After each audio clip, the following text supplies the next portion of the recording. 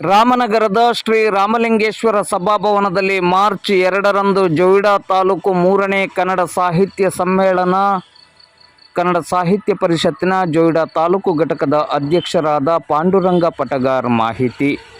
ಜೊಯಿಡಾ ತಾಲೂಕಿನ ರಾಮನಗರದ ಶ್ರೀ ರಾಮಲಿಂಗೇಶ್ವರ ಸಭಾಭವನದಲ್ಲಿ ಜೊಯಿಡಾ ತಾಲೂಕು 3ನೇ ಕನ್ನಡ ಸಾಹಿತ್ಯ ಸಮ್ಮೇಳನ ನಡೆಯಲಿದೆ ಎಂದು ಜೊಯಿಡಾ ತಾಲೂಕು ಕನ್ನಡ ಸಾಹಿತ್ಯ ಪರಿಷತ್ತಿನ ಅಧ್ಯಕ್ಷರಾದ ಪಾಂಡುರಂಗ ಪಟಗಾರ್ ಅವರು ಭಾನುವಾರ ಸಂಜೆ 5:30 ಗಂಟೆಗೆ ಜೊಯಿಡಾ ತಾಲೂಕು ಕೇಂದ್ರದಲ್ಲಿ ಮಾಧ್ಯಮಕ್ಕೆ ನೀಡಿದ ಮಾಹಿತಿಯಲ್ಲಿ ತಿಳಿಸಿದ್ದಾರೆ. ಜೊಯಿಡಾ ತಾಲೂಕಿನ 3ನೇಯ ಕನ್ನಡ ಸಾಹಿತ್ಯ ಸಮ್ಮೇಳನ ರಾಮನಗರದಲ್ಲಿ ನಡೀತಾ ಇದೆ.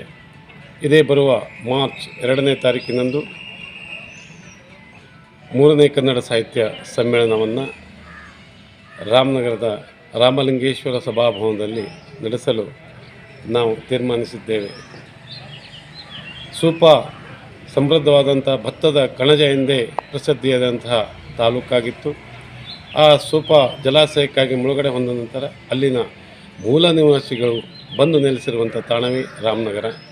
ಶ್ರೀ ರಾಮಲಿಂಗೇಶ್ವರನ ಸನ್ನಿಧಾನದಲ್ಲಿ ನಮ್ಮ ಜಿಲ್ಲೆಯ ಗಡಿ ಭಾಗವಾದಂಥ ರಾಮನಗರ ಅಲ್ಲದೆ ನಮ್ಮ ಕರ್ನಾಟಕದ ಗಡಿ ಪ್ರದೇಶವಾದಂಥ ಜೊಯಿಡಾ ತಾಲೂಕಿನ ಈ ಒಂದು 3ನೇ ಕನ್ನಡ ಸಾಹಿತ್ಯ ಸಮ್ಮೇಳನ ಗಡಿಯಲ್ಲೇ ನಡೀತಿರುವುದು ಒಂದು ವಿಶೇಷ.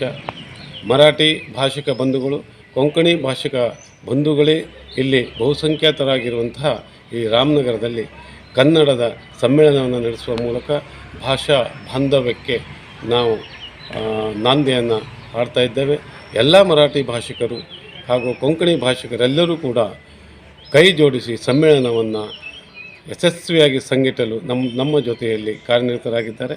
ಅವರೆಲ್ಲ ಸಹಕಾರದಿಂದ ಜೊಯಿಡಾ ತಾಲೂಕಿನ ಸಮ್ಮೇಳನ ಮಾರ್ಚ್ 2ರಂದು ಯಶಸ್ವಿಯಾಗಿ ಜರುಗಲಿದೆ ಎಂಬ ಆಶಾಭಾವನೆಯೊಂದಿಗೆ ನಮ್ಮೆಲ್ಲ ಸಾಹಿತಿ ಬಂಧುಗಳನ್ನು, ನಮ್ಮೆಲ್ಲ ಕನ್ನಡದ ಬಂಧುಗಳನ್ನು, ಸಹೃದಯಿಗಳನ್ನು ಈ ಮೂಲಕ ಆ 3ನೇಯ ಕನ್ನಡ ಸಾಹಿತ್ಯ ಸಮ್ಮೇಳನಕ್ಕೆ ನಾನು ಎಲ್ಲರನ್ನೂ ಹೃತ್ಪೂರ್ವಕವಾಗಿ ಸ್ವಾಗತಿಸುತ್ತಿದ್ದೇನೆ.